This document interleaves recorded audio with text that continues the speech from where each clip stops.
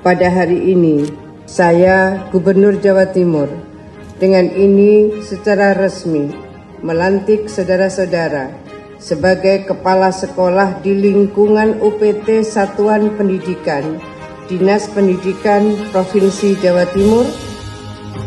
Ada tes talent DNA.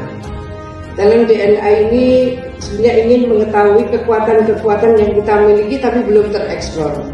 Nah, ini bisa menjadi mitigasi bagi para guru terutama BK. Saya ingin panjenengan semua yang mengawali bisa memberikan penguatan bagaimana membangun karakter anak dan diri kita masing-masing. Ini sangat baik sekali untuk membangun harmonious partnership.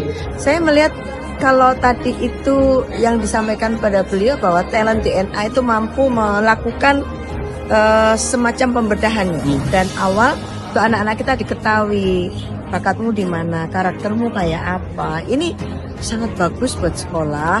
Kalau ini dipakai untuk anak-anak kita, saya kira itu jauh lebih bagus supaya konselornya terarah di dalam memberikan arahan kepada anak-anak saat ini.